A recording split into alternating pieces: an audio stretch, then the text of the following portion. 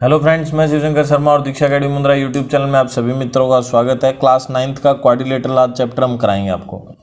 तो chapter complete करने से पहले या एक्सरसाइज स्टार्ट करने से पहले कुछ बेसिक चीज़ें हैं जो मैं आपको बता देता हूँ। तो देखो, सबसे पहले कुछ टर्म्स होती हैं, जैसे क्वाड्रिलेटरल है। क्वाड्रिलेटरल के हम दो पार्ट बना देते हैं, एक तो क्वाड्री और एक हो गया लेटरल। क्वाड्री का मतलब होता है चार और लेटरल का मतलब होता है साइड या लाइन। ठीक है, यानी चार साइड से कोई जो फिगर बनता है उसको हम क्या बोलते हैं? क्वाड्रिलेटरल। समझ गए? चार साइड से कोई फिगर बनता है उसको हम क्या बोलते हैं? क्वाड्रिलेटरल। इस क्वाड्रिलेटरल में कुछ टर्म्स होती हैं, उन टर्म्स को बारी बारी से वेरीफाई करेंगे। जैसे सबसे पहले होती है हमारी वर्टेक्स।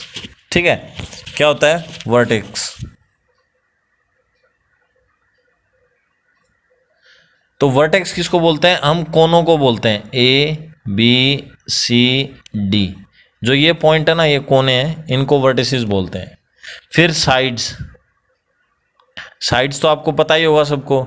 ए बी एक साइड है, बी सी एक साइड है, सी डी एक साइड है, डी ए एक साइड है।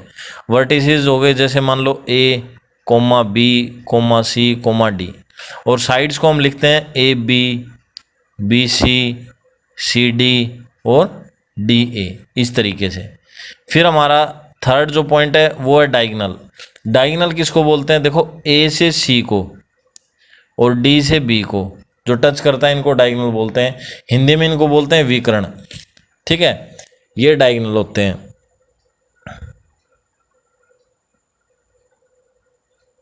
फिर आता है हमारा एडजेसेंट और कंजिक्यूटिव भी बोल देते हैं इसको। ये टर्म इंपॉर्टेंट है क्योंकि क्वेश्चंस में ये आएंगे लिखे बार बार, तो आपको इनका अगर मतलब नहीं आता हो तो आपकी सारी सिस्टम ही गड़बड़ हो जाएगा। एडजेसेंट का क्या मतलब होता है? साथ वाला। कंजिक्यूटिव का मतलब भी होता है साथ वाला। तो एडजेसेंट एंगल भी हो सकते हैं, ठीक है, एडजेसेंट साइड भी हो सकती हैं। तो देखो, एंगल ए है, इसका एडजेसेंट एंगल बी हो गया और एंगल डी हो गया। ए के एडजेसेंट हो गए। ठीक है, ए के पास कौन कौन से एंगल हैं? एक तो बी है और एक डी है जो इससे लगता हुआ है। फिर एक साइड हो गई ए बी साइड की एडजेसेंट साइड कौन कौन सी हो गई? एक तो बी सी हो गई और एक हो गई ए डी। ठीक है, एडजेसेंट कौन सी हो गई? एक तो बी सी हो गई और एक हो गई ए डी। तो ये एडजेसेंट साइड हो गई, समझ गए? फिर अपोजिट साइड्स में जैसे ये वाली साइड इसकी अपोजिट है और ये वाली इसकी अपोजिट है। एंगल्स आपको पता ही है, A B C D A angles हो गए। कंजिक्यूटिव एंगल्स में साइड वाले एंगल हो गए, पास वाले। अपोजिट एंगल्स में उल्टे एंगल हो गए। ए का अपोजिट एंगल कौन सा हो गया? ए का अपोजिट एंगल हो गया एंगल सी। ठीक है, फिर एंगल बी का अपोजिट एंगल कौन सा हो गया? Angle D. ये अपोजिट एंगल हो गए। तो ये तो था इसका थोड़ी सी कुछ टर्म्स। फिर एंगल सम प्रॉपर्टी आती है सबसे पहले क्वाड्रिलेटरल की। ठीक है, angle sum property of quadrilateral. अब इसमें क्या होता है? एंगल सम प्रॉपर्टी जो होती है ना क्वाड्रिलेटरल में, इसमें होता है कि भाई जो क्वाड्रिलेटरल है उसके सभी एंगल का, इंटरनल एंगल का सम 360 डिग्री होता है। यानी चार साइड होती हैं उसके अंदर। ठीक है, जैसे ए बी सी डी और angle A plus angle B plus angle C plus angle D कितना होता है? 180 डिग्री। ठीक है, इसको प्रूफ भी करना आएगा। प्रूफ कैसे करेंगे? कोई भी कहीं से भी एक डायगोनल बना लो, दो ट्रायंगल बन गई। अब एक ट्रायंगल का सम हमें पता है 180 होता है, तो 180 प्लस 180 कितना हो जाता है? 360। ये सॉरी 360 लिखना था, इधर 180 लिख दिया। मतलब चारों एंगल का सम कितना होता है? 360 डिग्री।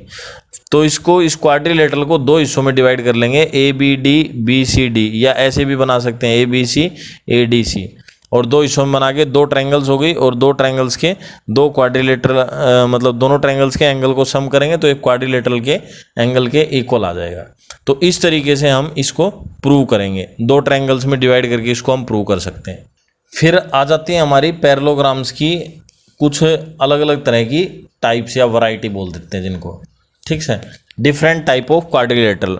अब डिफरेंट टाइप में सबसे पहले हम ले लेते हैं पैरेललोग्राम को। तो पैरेललोग्राम में क्या होता है? पैरेललोग्राम जो होता है ना, इसकी एक तो अपोजिट साइड्स पैरेलल होती हैं और इक्वल होती हैं। ठीक है। पैरेललोग्राम इस तरीके की दिखती है हमें, इसकी अपोजिट साइड्स जो हैं वो इक्वल होती हैं और पैरेलल होती हैं, ये ही इसकी प्रॉपर्टी है, मेन प्रॉपर्टी यही होती है, ठीक है। और वैसे सब टाइप्स भी हो जाते हैं इसके, अलग अलग तरह की हो जाती है, रोम्बस को भी हम पैरेललोग्राम ही बोल देते हैं, ठीक है। फिर सेकंड जो क्वाड्रिलेटरल है वो होती है रेक्टेंगल, ठीक है। रेक्टेंगल की भी यही प्रॉपर्टी होती है, ये सारी प्रॉपर्टी होती है पैरेललोग्राम की, प्लस एक प्रॉपर्टी बढ़ जाती है कि रेक्टेंगल के सारे एंगल, ऑल एंगल्स, ठीक है, एंगल ए इक्वल है एंगल बी, इक्वल है एंगल सी, इक्वल है एंगल डी, और ये सारे 90 डिग्री के इक्वल हो जाते हैं, ठीक है। ये रेक्टेंगल की थी। फिर रेक्टेंगल के बाद एक और क्वाड्रिलेटरल आ जाती है, रेक्टेंगल के बाद आ जाती है स्क्वायर। अब स्क्वायर में ये सारी प्रॉपर्टी होती हैं, plus all sides are equal, angle तो इक्वल थे ही, साइड भी इक्वल आ गई, ठीक है। फिर आ गया हमारा रोम्बस। रोम्बस में रेक्टेंगल की सारी होती हैं, रेक्टेंगल की सारी होती हैं, सॉरी रेक्टेंगल की नहीं, पैरेललोग्राम की सारी होती हैं सारी प्रॉपर्टी, और पैरेललोग्राम की सारी प्रॉपर्टी होती है। रोम्बस इस तरह का फिगर होता है और साथ में इसकी चारों साइड इक्वल होती हैं। स्क्वायर की एक जो स्क्वायर है ना, स्क्वायर के अंदर सारे एंगल 90 डिग्री के होते हैं। रोम्बस में बस यही एक प्रॉपर्टी नहीं होती, इसके सारे एंगल 90 डिग्री हो, ये कंपलसरी नहीं होता, बाकी सारी स्क्वायर की प्रॉपर्टी को सेटिस्फाई करता है। फिर रोम्बस के बाद आता है ट्रेपेजियम। ट्रेपेजियम में क्या होता है, दो पैरेलल लाइन होती हैं और दो अनपैरेलल होती हैं, ये साइड इसके पैरेलल होगी और दो अनपैरेलल होंगी, ठीक है। ट्रेपेजियम के बाद आता है काइट, ठीक है। काइट में दो एडजेसेंट साइड हैं वो इक्वल होती हैं, ये वाली साइड इसके इक्वल होगी और ये वाली इसके इक्वल होगी, इस तरीके से होते हैं, ठीक है। अब कुछ इंपॉर्टेंट बातें मैं आपको बताता हूँ। स्क्वायर है, ठीक है, फिर रेक्टेंगल है और हमारी रोम्बस है। स्क्वायर, रेक्टेंगल और रोम्बस ये सारे क्या हैं, पैरेललोग्राम है, इनको हम सबको पैरेललोग्राम बोल सकते हैं, पैरेललोग्राम, ठीक है। और एक पैरेललोग्राम है ना, वो ट्रेपेजियम तो होती है, लेकिन ट्रेपेजियम पैरेललोग्राम नहीं हो सकती। पैरेललोग्राम को आप ट्रेपेजियम बोल सकते हो, पैरेललोग्राम को क्या बोल सकते हो, ट्रेपेजियम, लेकिन ट्रेपेजियम को पैरेललोग्राम नहीं बोल सकते। सभी स्क्वायर हैं, रेक्टेंगल होते हैं, ठीक है। स्क्वायर को सभी को आप रेक्टेंगल बोल सकते हो, क्योंकि सारी रेक्टेंगल की जितनी भी प्रॉपर्टी होती हैं वो स्क्वायर के अंदर होती हैं। इसके 90 डिग्री के एंगल होते हैं, ठीक है, अपोजिट साइड्स इक्वल होती हैं, पैरेलल होती हैं, लेकिन स्क्वायर की सारी साइड इक्वल होती है, रेक्टेंगल की सारी इक्वल हो ये ज़रूरी नहीं होती। इसलिए हम स्क्वायर को तो रेक्टेंगल बोल सकते हैं, रेक्टेंगल को स्क्वायर नहीं बोल सकते, ठीक है। तो ये छोटी छोटी प्रॉपर्टीज़ हैं, इनको आपको याद रखना है। तो डायगोनल जो होते हैं पैरेललोग्राम के, वो डिवाइड करते हैं एक दूसरे को दो कॉन्ग्रुएंट ट्रायंगल में, ठीक है। जैसे मान लो ये पैरेललोग्राम है और इसका ये डायगोनल है, तो ये ट्रायंगल और ये ट्रायंगल आपस में कॉन्ग्रुएंट होगी। तो diagonals of a parallelogram divide it into two congruent triangles, ठीक है। पैरेललोग्राम की अपोजिट साइड्स इक्वल होती हैं, ये मैंने बताई दिया आपको। तो ये बेसिक सी चीज़ें थी जो हमने आपको बताई। अब हम करेंगे क्वेश्चन, सेकंड पार्ट में हम आपको सारे इसके क्वेश्चंस कराएंगे। ये क्वाड्रिलेटरल का इंट्रोडक्शन था, तो ये फर्स्ट पार्ट मान के चलो आप, ये पार्ट फर्स्ट हो गया, ठीक है। फिर एनसीईआरटी बुक के एग्जाम्पल्स और क्वेश्चन हम सेकंड पार्ट में करेंगे।